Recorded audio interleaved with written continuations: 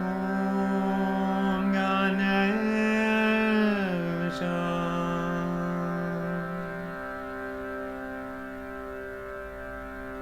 Shri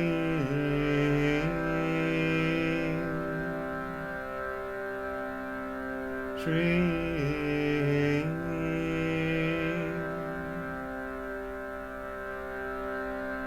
Om Ganesha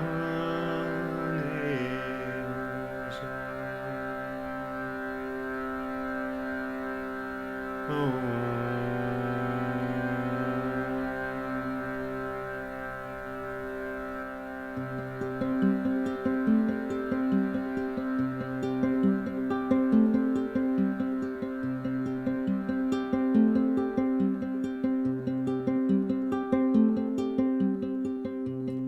When Lord Krishna plays his flute, all beings are enchanted by that music. Be they human or animal, be they wise or foolish, be they rich or poor.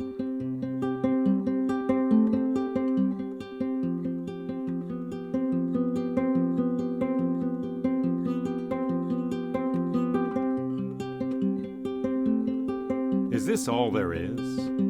Is what we see around us material reality? Is that it? Or are there unseen powers?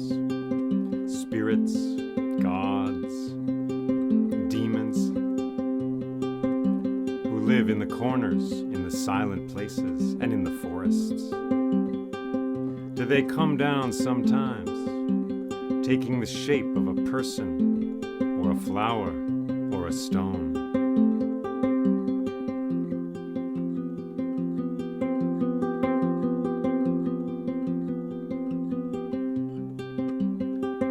The epic of the Mahabharata assumes that this is the case and describes a world in which humans interact with unseen powers. We could choose to explore that world, but perhaps we're already there.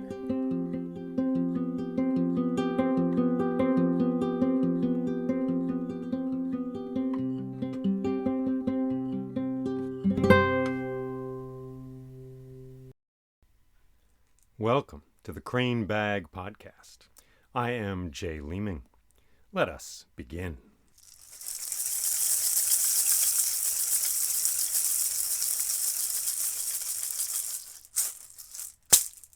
So Vyasa, the poet, and the elephant-headed god Ganesha were sitting down together in the forest. And Vyasa was speaking aloud his great, brilliant, wild poem of the history of all humankind, and Ganesha was writing it down in ink on paper. And so Vyasa said, well, the next day the Pandava left that small village, and traveling openly, not in disguise, without the robes of Brahmins around them, they went through many kingdoms until they returned to their home, to Hastinapura beside the holy river Ganges. And they went to the palace. It was late in the day, and the guards saw them at the door and were delighted and glad to see them, for everyone had heard that they had died in a fire. Inside, in a hallway, an old maid wept to see them. "Oh, my dear princes," she said, "I am so glad to see your faces again." And they went to the throne room, and there was Dhritarashtra, the blind king, and his queen Gandhari with a black scarf over her eyes, and Duryodhana and Dushasana and Bhishma as well. And Dhritarashtra said, "My nephews, I am glad to see you alive." And Duryodhana said, "Shiva was kind to you. May he be kind in the future as well."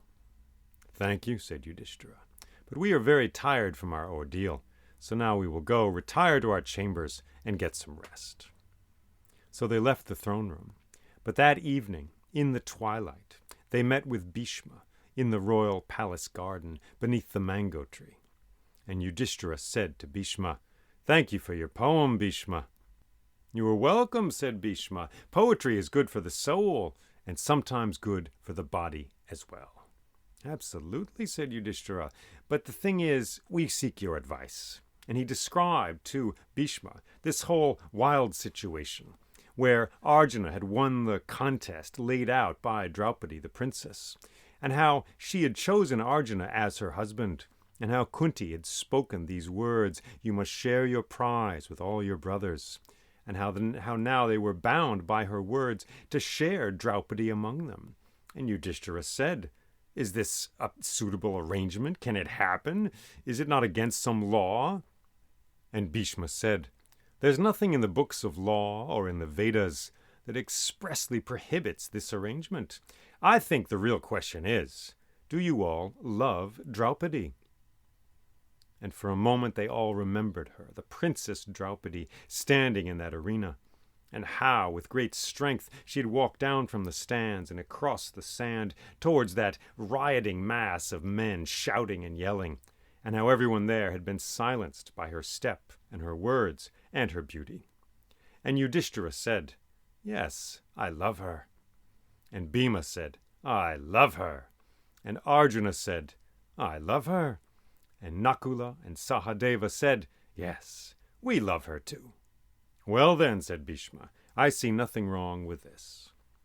So the Pandava went off, feeling confused, relieved, sort of excited, many things at once. And darkness covered the world, and they slept.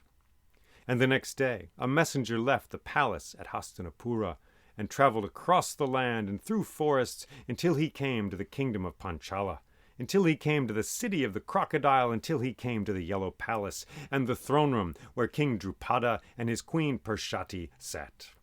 And the messenger explained what the Pandavas had decided to do, how they decided to share Draupadi among them.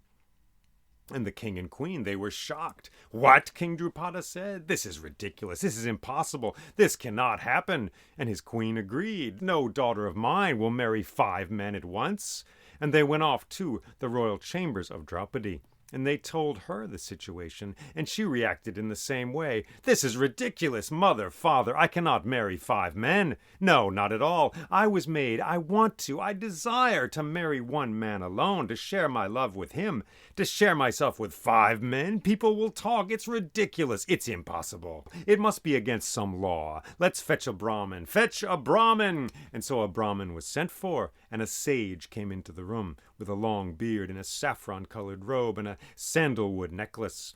And Draupadi said, "My dear sage, tell me what law it is that this arrangement violates, because we need a reason to refuse all these Pandava, because this is just ridiculous." And the sage said, "Draupadi, you are what your deep driving desire is. As your desire is, so is your will.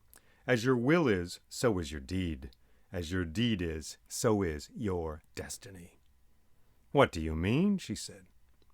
"I mean," said the sage, "that someone very powerful chose this fate for you." "Yes," she said, "the Pandava are very powerful. The men always are, with their swords and their bows. They've decided this for me, and I just have to dance to this music. That's always the way it is." And the sage said, "Well, it's not exactly like that. The powerful person I refer to is not any one of the Pandava. It is not a king or a queen. It's not even a god. The powerful person who chose this destiny is you." "Me?" said Draupadi. "Yes, you. Close your eyes and you will see." And Draupadi closed her eyes, and the sage reached out and touched the center of her forehead with his finger. And in a vision, Draupadi saw a great mountain. A mountain clattering, towering up to the heights of the sky. And she saw herself climbing on that mountain. Around the boulders, along cliffs, treacherous cliffs, the ravens shrieking and crying in her ears, the wind whistling between the gaps in the rocks. Higher and higher she climbed, into the cold realms far from the earth. And she came to the very height of this mountain, the peak of this mountain, and in the vision she saw herself choosing a stone and sitting on that stone. And in the vision she closed her eyes and meditated upon Shiva. She held that one thought in her mind, breathing in, breathing out. As the wind rippled and played around her.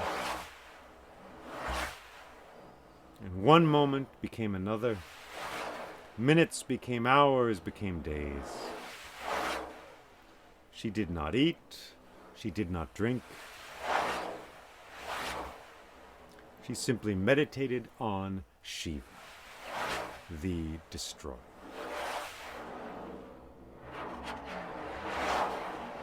And then after a long, long time, she heard a footstep. And this footstep sounded like the crying of 1,000 crows. And then there was another one, and it sounded like a fire burning in the heart of a forest. And then she opened her eyes, and there was Shiva himself. And he looked down at her, and he said, "My child, I am well pleased with you. Each moment of time given to humans is a flower, and you have placed many of these flowers on my altar. I am pleased with you. I wish to give you a gift, a boon. Tell me what it is that you most desire."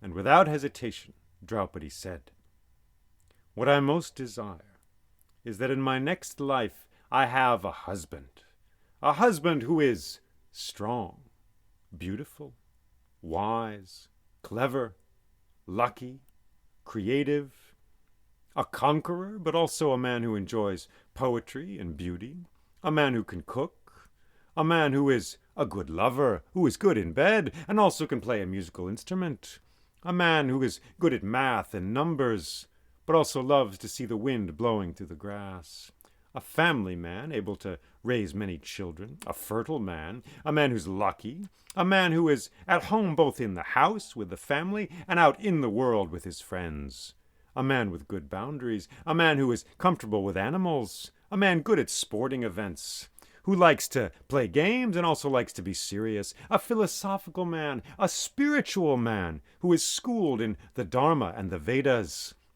but a man who is not afraid to get his hands dirty in the mud and sweat of this real life in which we live. He must be clever, he must be funny, and he must also know a few jokes and be able to sing songs." And Shiva looked at her and said, "My child, no human man can have all of the qualities which you seek. Choose something else." "Lord Shiva," Draupadi said, "you have asked me what I desire, and I have told you. That is my heart's desire. There is no other." "Very well, my child," said Shiva. "You shall have what you desire."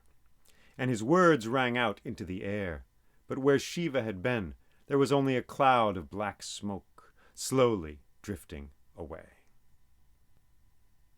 Draupadi sat there for a moment on that mountaintop, and then suddenly, in a flash, she was given a vision of her next life.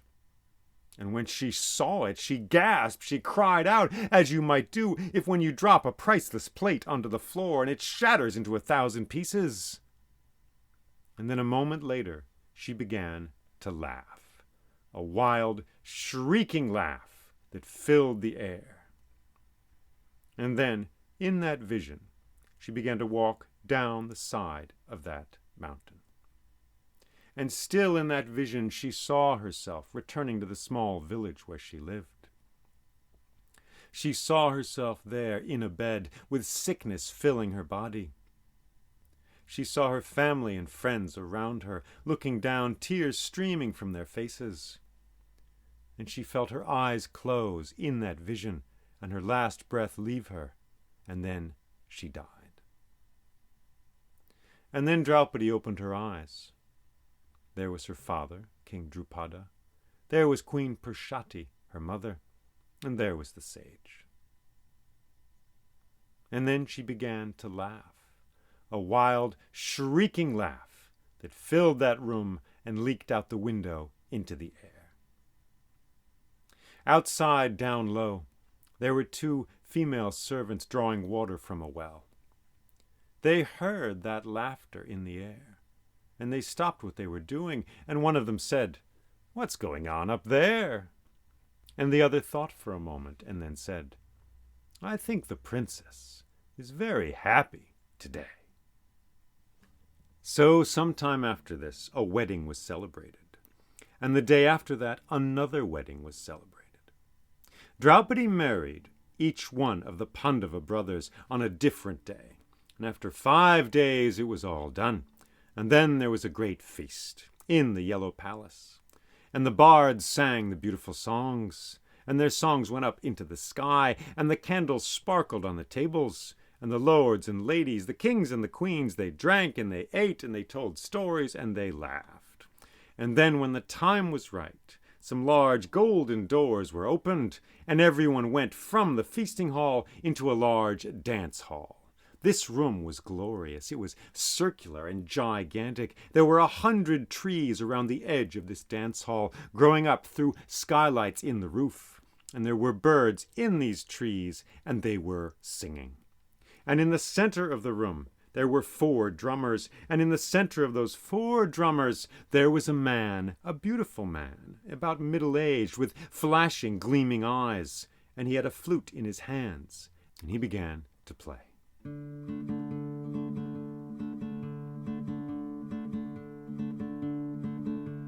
And Draupadi stepped out onto the dance floor with Yudhishthira, and the two of them danced.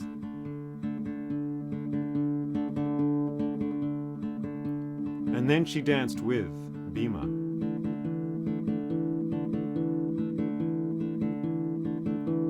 And then she danced with Arjuna. And then with Nakula. And then with Sahadeva.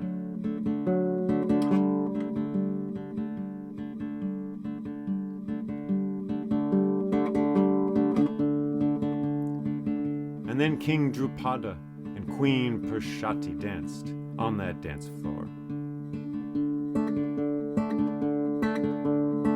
And then everyone there, the kings and the queens, the lords and the ladies stepped out onto that dance floor. And they all began to dance as the music whirled and whispered around their heads.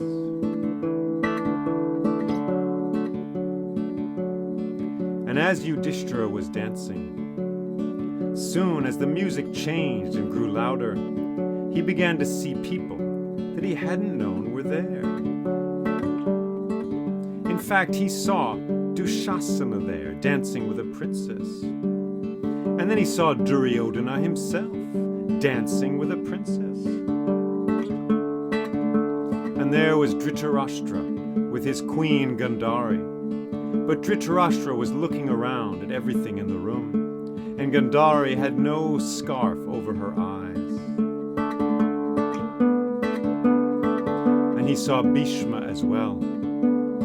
And then he saw Shantanu and Satyavati, and they began to dance.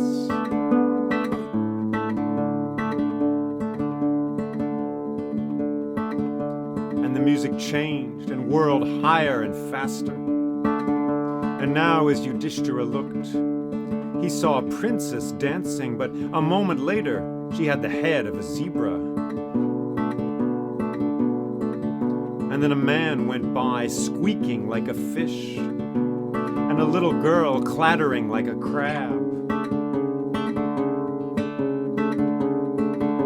And then he saw Pandu the Pale himself, dancing wildly with Ganga, the goddess of the river. And then suddenly a princess came towards him, but she had green skin and 3 tusks and a 3rd eye. And then he looked, and he saw a soldier, but there was an arrow through his chest and blood was dripping down onto the floor. And he saw another soldier dancing with a skeleton, and his steps left prints of blood on the dance floor. Corpses and cadavers were dancing around him, with princesses wearing shining necklaces. And demons with fire for hair were dancing, with demons made of smoke. And some of the things he saw were beautiful, princesses and princes, and others were horrible. And still the music went on, louder and louder, wilder and wilder. And then a great corpse came dancing towards Yudhishthira, and he closed his eyes. And he found himself whirled back, falling back to the edge of the dance floor. And the music became quieter. And two hands took his own on either side of him.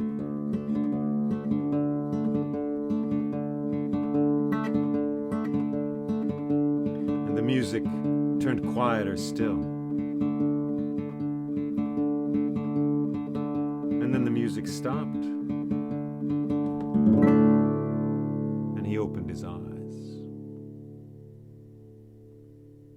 Everyone in the dance hall was standing in a great circle, holding hands. And the music became the silence after it. And people listened to that silence for a long, long time.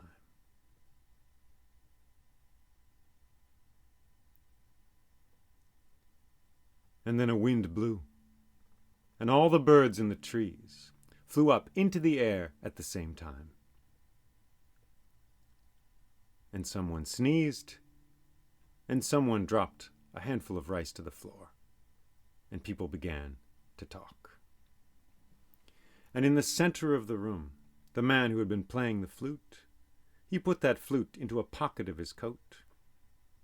And with confident, beautiful strides, he walked between the drummers and across the dance floor and to Yudhishthira.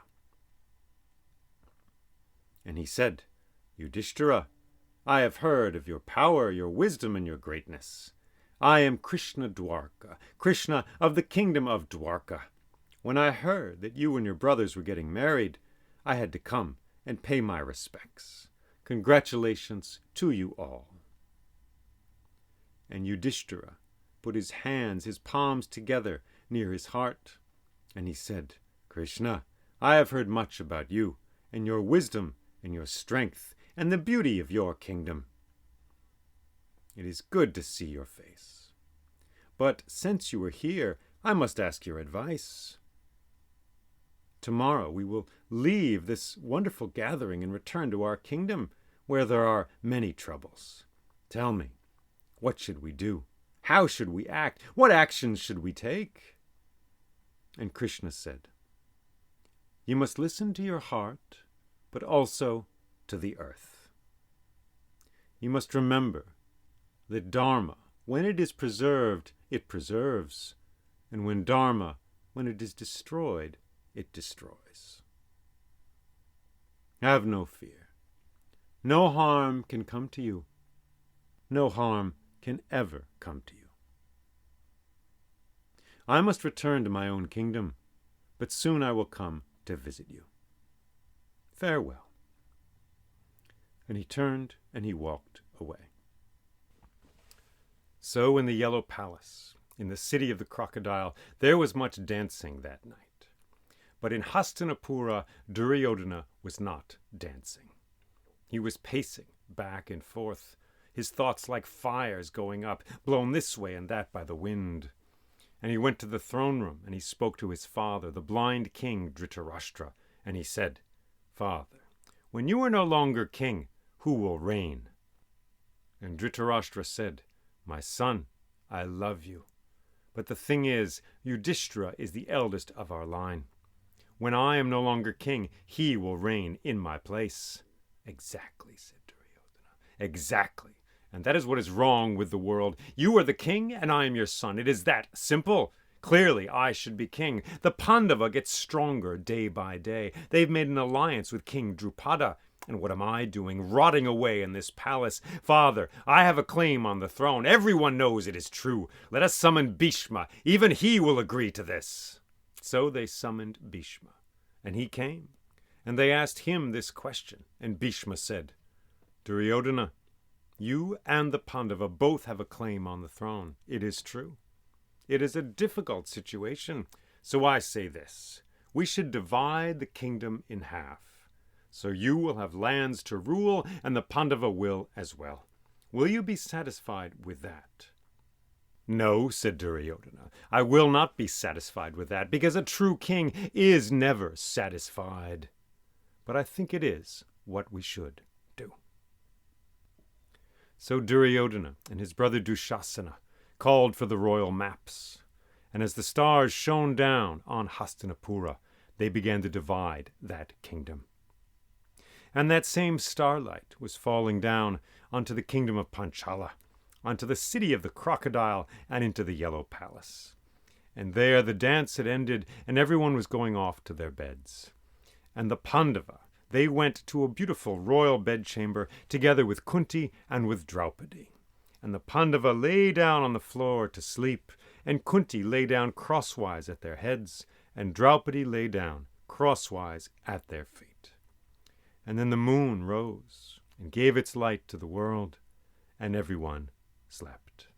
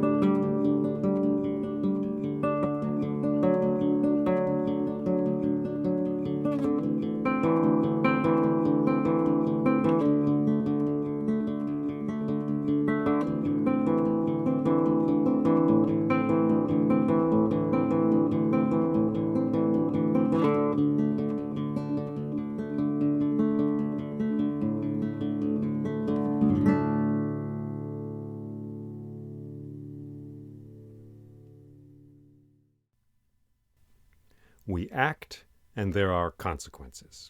We throw a stone into a pond, and there are ripples. We shovel the snow from the sidewalk, and the sidewalk is clear.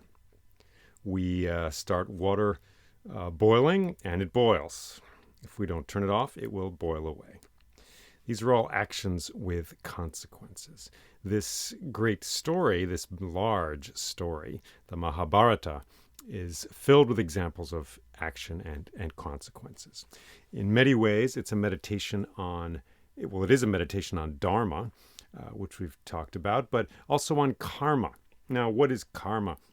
It's a Sanskrit word. Literally, it means an action done. So, best translation would be an act or a deed.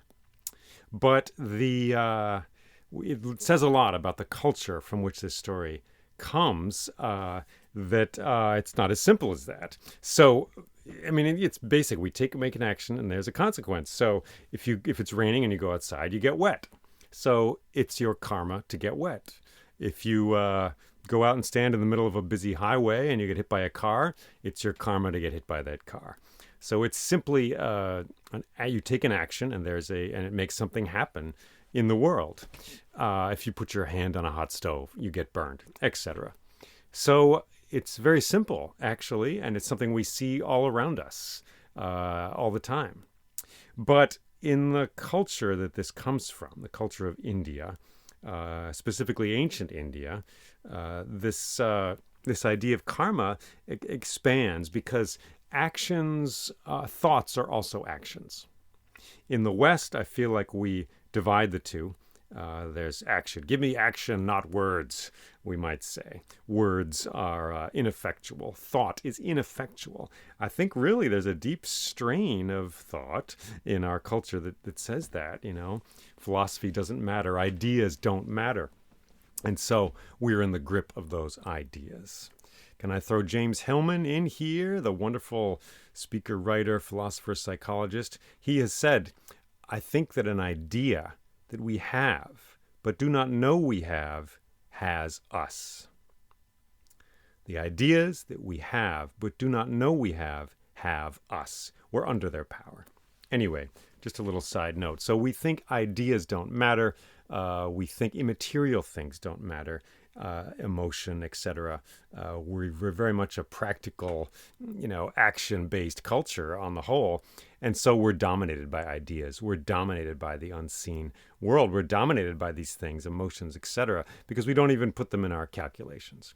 Anyway, so karma in the ancient Indian view, and for all I know today, but I can't speak to that, is something physically, it's a physical act that has consequences, but it also is played out in thought. So you have a thought and it has a consequence.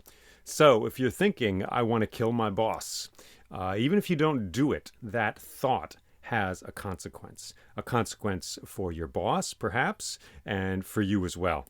And who knows, perhaps in a larger way beyond that. And if you think, I want to give my boss some fresh flowers, that also has an effect, a consequence in the world. So that's one way in which the idea of karma is increased in scale. Because in this world it comes from, its thoughts are also actions. So for me, that's a little scary sometimes, because I have this sense that, like, growing up, it just like thoughts are safe, right? Nobody can look inside there. You can think whatever you want.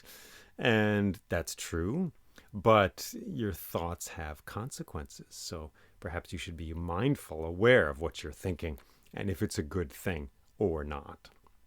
So that's one way. The other way that this idea of karma is on a larger scale than we might think is that it occurs over a very long period of time. So, for example, if you are, when you're a kid, you enjoy jumping up and down stairs 2 and 3 at a time, it will be your karma later in life to have knee problems. I did that, and I do. So now, maybe your body's different than mine, so maybe that isn't exactly your karma. But you get what I'm saying. You live a certain way for 10 years, and then you'll see the effects later. 10 years of smoking has a karmic effect, right? But not only that, karma extends over lifetimes. So again, the idea is that we live on. Who we are is not just our body. Our body dies, but there is something in us which survives and goes on to something else. If we accept that as true, which in ancient India they did, that means your actions in one life are carried ahead to your next life. The actions and the karma of them is affected in your next life. So if you lived one life a certain way, those effects are going to be seen in your next lifetime, in the next cycle of your life. So why am I talking about this? Because it's crucial to this story. And in particular, in this part of the story, we see Draupadi wishing for something, desiring a husband who's amazing in like 20 million ways. And the god Shiva gives her that, but in not exactly the way she had planned. That's the way gods are, not just in Hindu mythology. Also, she's up there and she's getting the attention of the god by giving her attention to Shiva over and over again. A marvelous, marvelous thing. Shiva, who is the destroyer, there's the triumvirate of Hindu gods, Vishnu, Brahma, and Shiva. Vishnu, the protector, the preserver, Brahma, the creator, Shiva, the destroyer. Shiva is connected with high mountains. He's the god of yoga. So mountains are perfect for him.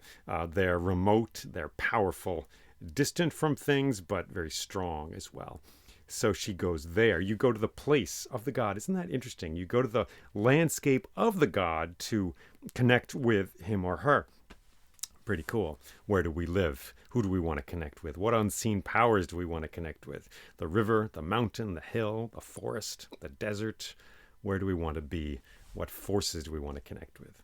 So she's up there meditating on Shiva, and he comes and gives her what her desire is. But like I say, not exactly as how she thought. Also, I put some of the words in here from the Upanishads. The Upanishads are ancient Indian scriptures. And here it is for you again. You are what your deep driving desire is. As your desire is, so is your will. As your will is, so is your deed. As your deed is, so is your destiny. And we can look. I got it right here. Da, da, da, da. This is maybe says a little more about it. As a person acts, so he becomes in life. Those who do good become good. Those who do harm become bad. Good deeds make one pure. Bad deeds make one impure. So we are said to be what our desire is. As our desire is, so is our will. As our will is, so are our acts. As we act, so we become. Yeah. As we act, so we become, and our thoughts are actions. We see that throughout this story. People take actions. Kunti putting the baby in the river.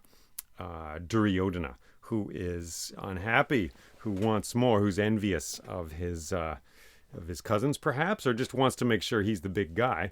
And he's there at night, carving up the map in the castle by candlelight. And of course, we take actions all the time. And those actions are in the physical world, and they're also thoughts as well.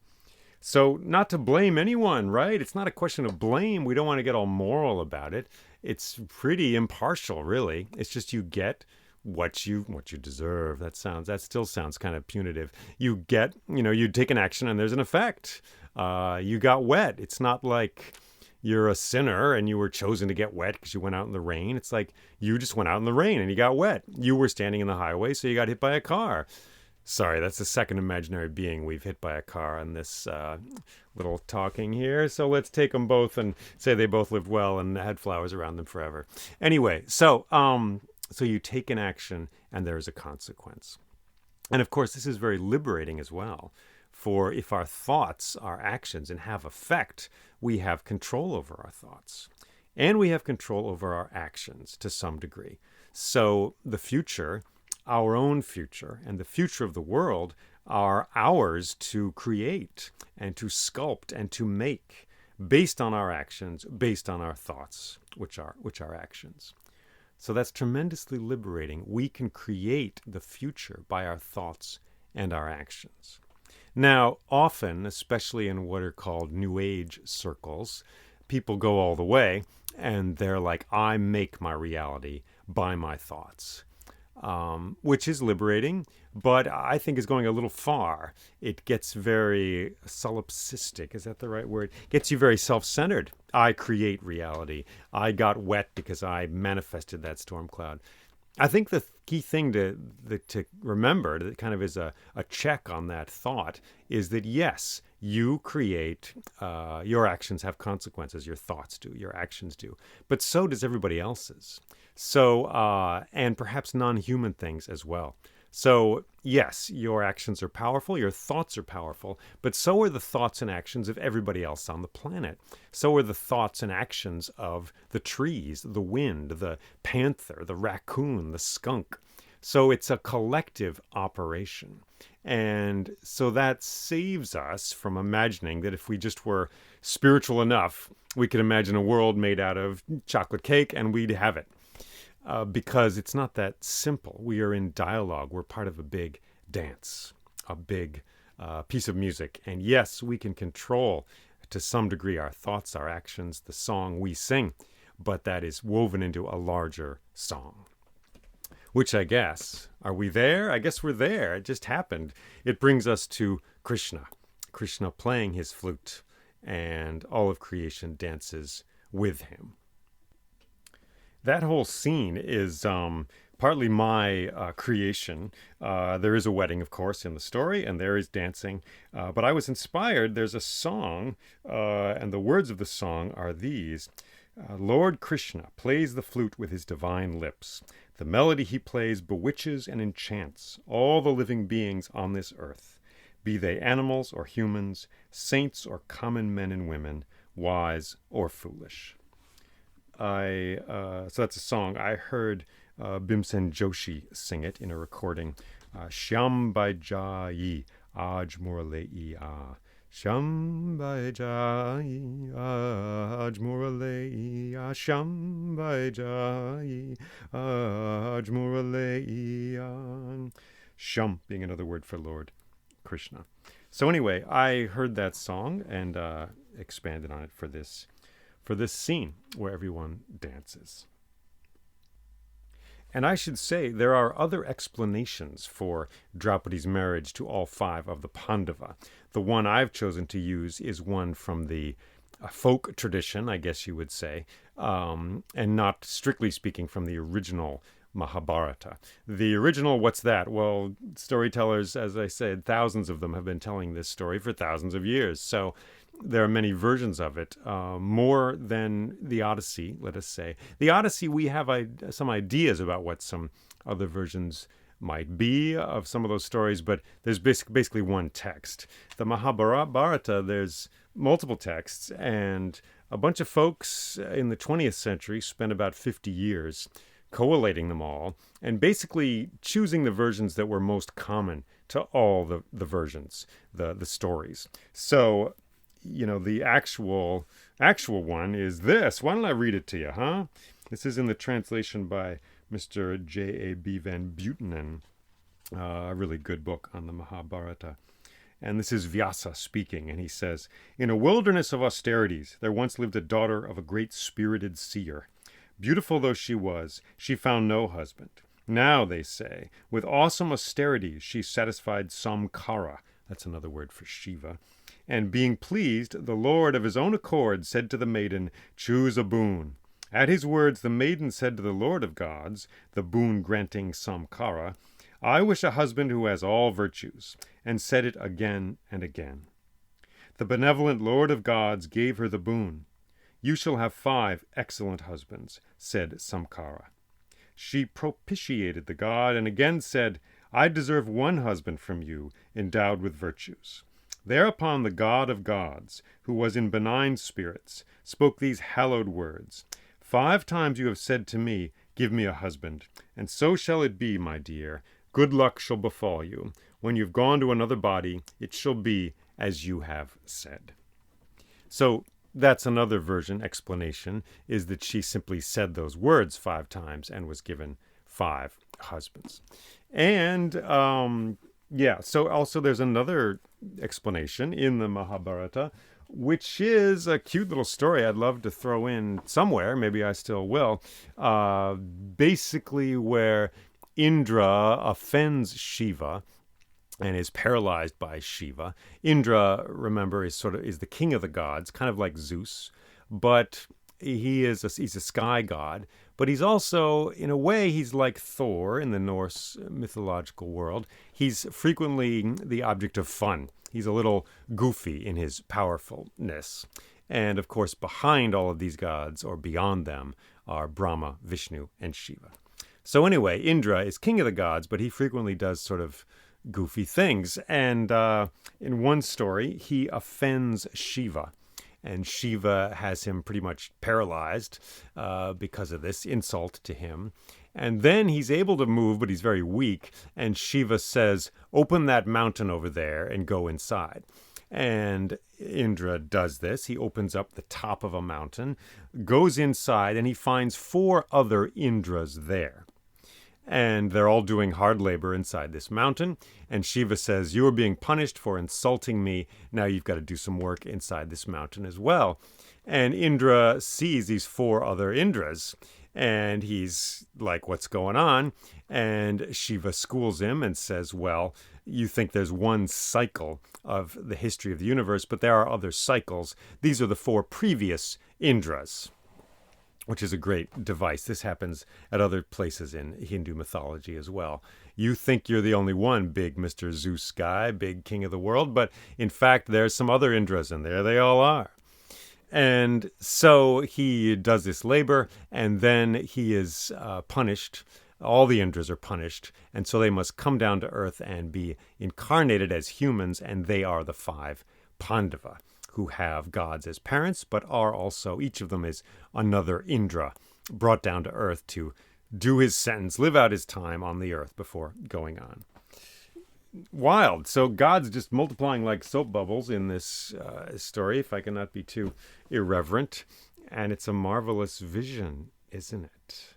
It's so different. I mean, India is amazing because Islam exists there and thrives and has for a long, long time. And then we get Hinduism, very different religions. And Islam, very much the one God, just like Christianity, just like Judaism. There's just the one, and as you may or may not know, right? The Judeo-Christian tradition is pretty insistent about that. Thou shalt have no other gods but me, for I am a jealous God. Well, in the Hindu mythology, there's one god, kind of, but there's also 33 million gods. In Bali, when I was there, a mask maker told me, there's one god, but he has many faces. And he pointed to a fellow there in our little group of tourists, and he's like, look at this man. He's a son. He's also a father. He has a job. Let's say he's a therapist. Well, I think he was a therapist. He's a therapist to somebody. He's a grandson to someone else. So in the same way, God has many faces, many roles. And anyway, it's just wonderful how the creativity of the earth is echoed and mirrored in the creativity of the mythology. And by that, I mean, if you go out into the world, you find stuff growing everywhere on this earth, in the, caverns, the pits of the sea, and inside, hot places, and in forests, and in Antarctica. There's bacteria living. So life is just all over the place. Just go into your backyard. If you have a backyard, there's ladybugs, there's birds, there's everything. So in the same way that earth is abundant and flourishing and gives in its infinite variety, that is mirrored and expressed in this mythology, the Hindu mythology, as just gods everywhere, magical beings, rakshasas, asparas, gandharvas. It's beautiful and it's complex. I think of the Lord of the Rings. Tolkien has this universe with elves, dwarves, all kinds of beings, inspired, of course, by Scandinavian mythology and other sources. And so the world of the Mahabharata is similar in its diversity. Well, it goes beyond that in its diversity. There's apsaras, who are these celestial women of water and cloud. There's Gandharvas, who are celestial magicians, not exactly gods, but divine in their way. I'm sorry, I said magicians. I meant musicians. They are beautiful men who play musical instruments and come down. So that is expressed in the way the gods also are many and multiply in this way. Yeah. Thanks for listening to this. May this story sit well in your heart. And may you have thoughts about this story as well. And we will see what happens next. Duryodhana's over there carving up the kingdom. The Pandavas are all going to come home and they're going to get a little surprise. But we'll find out what that is in our next episode. Thank you for taking this journey with me. If you are able to support this podcast, please do so. To hold it up, to send it on its way. You can do that through patreon.com/storyjl. Thanks to all those who have already done that. And this is where I throw in some poetry at the end of the broadcast. But silence is its own poetry, is it not? Silence, darkness, thought, waiting, patience. They are poetry as well. May you have some silence today, some beautiful silence, like the silence after the music dies away and becomes the quiet after it. Just listen. It is there. It's there for me now, perhaps for you as well.